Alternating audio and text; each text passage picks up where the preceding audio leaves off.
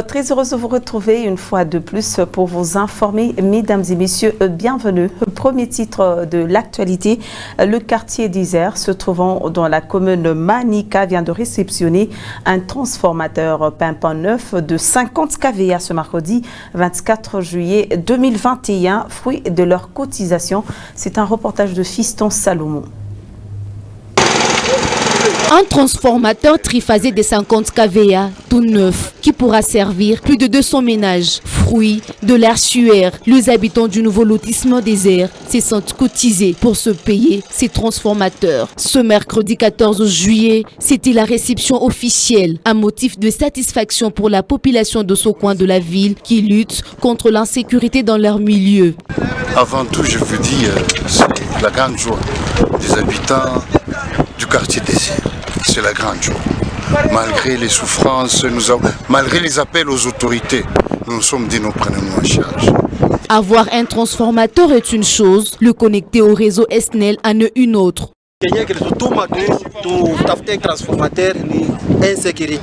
Ce qui nous a premièrement poussé d'avoir ces transformateurs, c'est l'insécurité dans notre quartier. Nous demandons aux autorités provinciales de nous venir en aide, d'avoir juste les fils électriques pour que ces transformateurs soient connectés au réseau SNEL.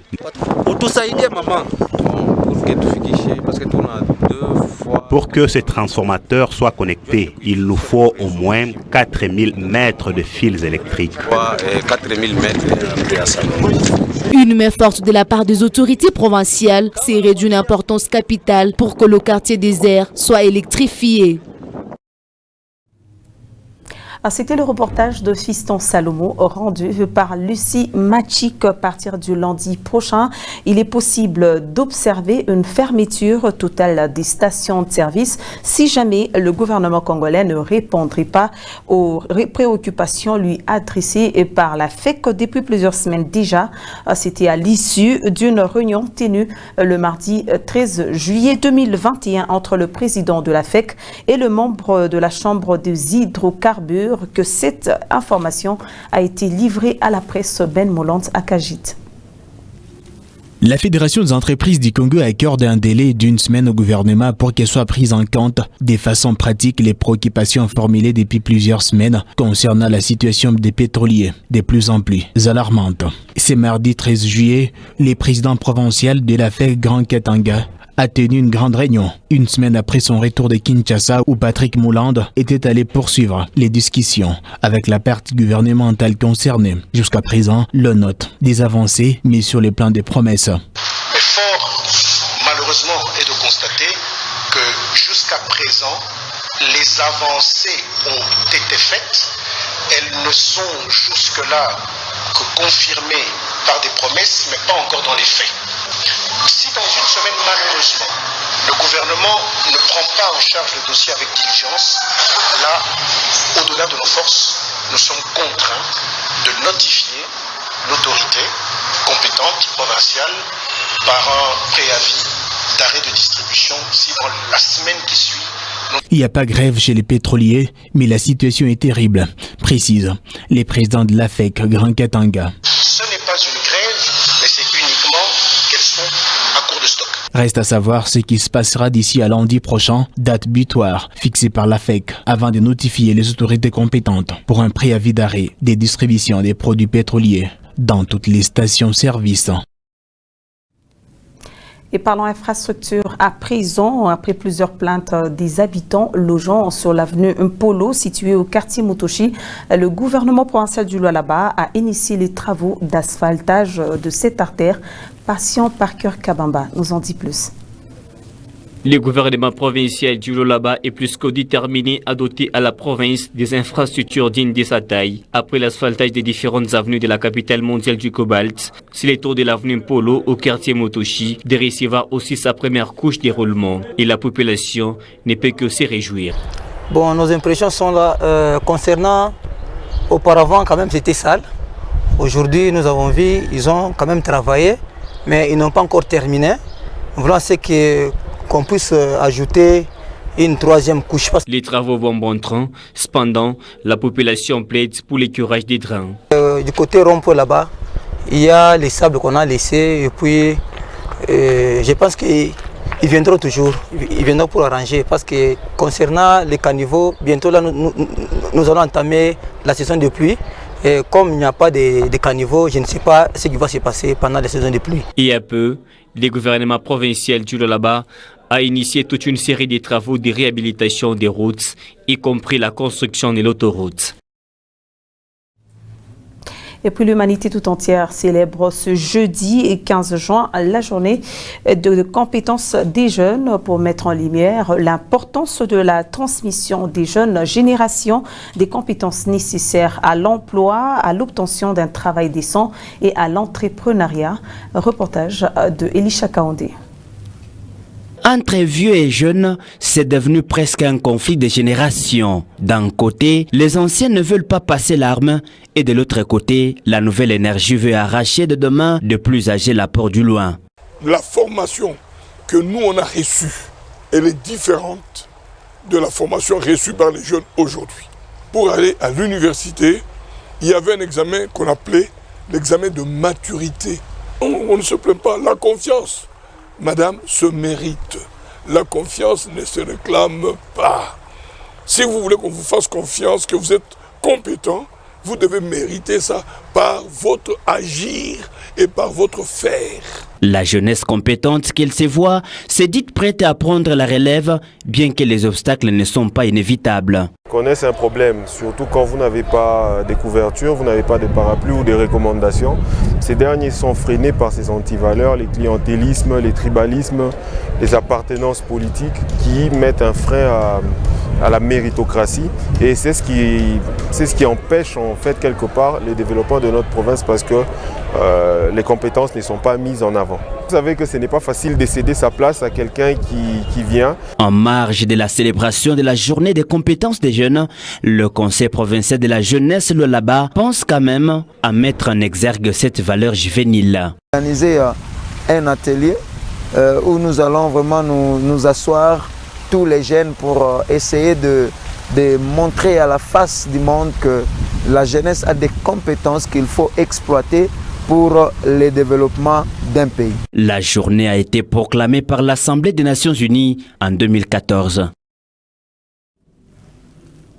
Et puis la question sur la présence des enfants dans les mines préoccupe au plus haut point les partenaires de la République démocratique du Congo, à l'instar des États-Unis d'Amérique, qui a disponibilisé la somme de 5 millions de dollars américains pour mettre fin à la présence des enfants dans les mines. Reportage.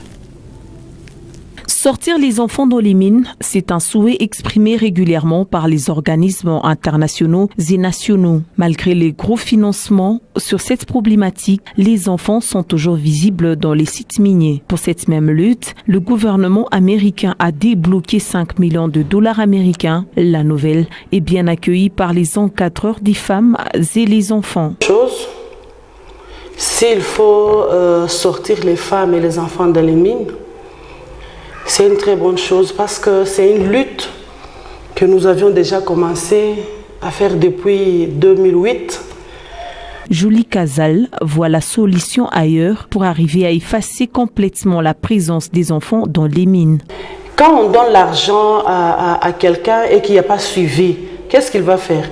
S'il était à Kassoulou, il quitte Kassoulou, il va à Msonoy, et vous ne saurez même pas que la personne est maintenant à Msonoy. C'est-à-dire qu'il faut chercher des solutions palliatives. Moi, je me rappelle en 2008, quand on avait fait un projet, on avait fait un travail comparativement à ce que vivaient les déplacés de guerre. C'est-à-dire, nous, on avait fait travail contre vivre. Parce qu'il faut savoir ce qui amène ces femmes et ces enfants dans les mines, c'est quoi? Le Lualaba est parmi les provinces qui enregistrent un grand nombre d'enfants évoluant dans le secteur minier artisanal. Et puis les inspecteurs de l'agriculture et les médecins du Lualaba profond ont bénéficié quelques motos dont d'une entreprise de la place. C'est le vice-gouverneur qui a réceptionné ces matériels roulant en présence des ministres provinciaux de la Santé et de l'Agriculture et Élevage.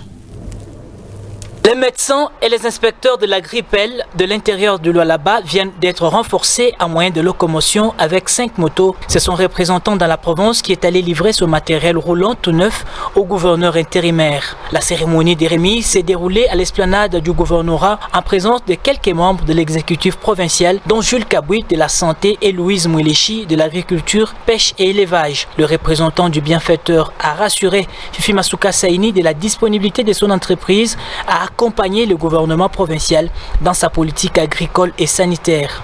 Faire ce don de motos, et 5 motos pour soutenir un peu l'activité agricole que vous avez lancée dans la province. Merci beaucoup. L'autorité provinciale a remercié cette entreprise tout en invitant les 2 ministères bénéficiaires à un usage responsable. C'est un geste louable. Quand on pense à l'agriculture, ça permet de donner la santé à la population de Lualaba. Mais il n'y a pas seulement l'agriculture, il y a aussi la santé. Donc nous allons prendre une partie, nous allons donner au ministère de la Santé pour que nos médecins qui sont sans transport dans le Lualaba profond puissent aussi bénéficier les fiscs de 2 motos et les 3 motos.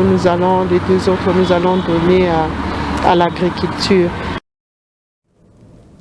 Mesdames et messieurs, le journal se poursuit. La présidente nationale du regroupement politique Action Alternative pour le bien-être et le changement, AAB, Élisée Mounemboué, en séjour au Lualaba, a invité ce mercredi 14 juillet 2021 les militants au réarmement et mobilisation en perspective des échéances électorales de 2023.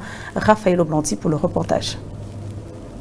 2023, c'est aujourd'hui et non demain. Le regroupement politique Action Alternative pour le bien-être et le changement, AAB, s'arme déjà pour les élections à venir. Après le Katanga, place désormais à la province du Lualaba de se structurer afin de faire face aux échéances électorales prochaines. Raison même de la présence de la présidente nationale du regroupement, Élisée Mounemboué, et sa délégation au Lualaba. Le moment est venu de réchauffer nos bases. Et pour réchauffer nos bases, nous devons savoir qui sont avec nous. Et c'est pourquoi nous sommes là. Face à la turbulence politique qu'a connue la RDC, la rupture de la coalition FCC cache la naissance de l'Union sacrée pour la nation. Le AAB reste respectueux des tests légaux du pays et réaffirme sa loyauté au Front commun pour le Congo. Nous sommes du Front commun pour le Congo. Le Front commun pour le Congo, nous avons perdu les élections présidentielles, ça nous sommes conscients, nous le savons, mais nous avons gagné les élections législatives. Pour nous, FCC, nous ne pouvons pas construire une nation sans respecter nos textes, nos engagements. Et nos engagements, les uns, les autres, sont coulés dans notre constitution. Au cours de cette rencontre, les 5 partis politiques membres du AAB ont été mis au parfum de la nouvelle structure du regroupement sur le plan national, dont la vice-présidence est occupée par l'honorable Patrick Thierry André Kakwata, et en province, de nouveaux animateurs ont été présentés. Ces derniers ont pour mission d'asseoir les bases provinciales de cette deuxième force politique du FCC. Et avant de clore complètement ce journal, la zaïrianisation était un programme initié par le président Mobutu qui consistait à attribuer aux Zaïrois des biens qui appartenaient aux opérateurs économiques étrangers, et le dossier pour lequel l'ancien premier ministre Augustin Matata Ponyo est mis sous mandat d'arrêt provisoire. Mise en cause dans un rapport de l'IGF pour son rôle joué dans le projet agro-industriel de Bukangalonzo, Matata Ponyo est mis sous mandat d'arrêt provisoire. Cette fois-ci pour l'affaire zaïrianisation. Il est accusé de détourner le fonds destiné à indemniser les victimes du programme initié par le feu président zaïrois Joseph Mobutu afin de créer une classe moyenne à l'époque. C'est un mécanisme créé par le président Mobutu et qui avait pour objectif de créer la classe moyenne zaïroise à l'époque. Et pour y parvenir, avait décidé de déposséder un certain nombre de biens qui appartenaient aux étrangers et les confier aux Aïrois de l'époque. C'est ainsi que plusieurs personnes, plusieurs entreprises, cette aérianisation avait pour conséquence que certaines personnes ont vu que leurs biens étaient dépossédés et passant par leur gouvernement, il y a eu une très forte pression qui a été faite sur le gouvernement congolais. Avait décidé pour octroyer une certaine indemnisation au bénéfice des anciens dépossédés. Cette affaire dédommager les victimes fut conclue en 2011 lorsque Matata Ponyo était ministre de Finances. 110 millions de dollars est la somme qui aurait été débloquée pour l'indemnisation. Selon d'autres sources, les enquêtes menées au sein de la direction des gestions de la dette publique n'avaient trouvé aucune trace de l'existence de personnes qui auraient perdu leurs biens du fait de la zaïrianisation. Mesdames et messieurs, c'est par cet élément que nous mettons un point final à ce journal. Merci à vous tous de l'avoir suivi. Le programme reste en continu sur le www.wangu.info.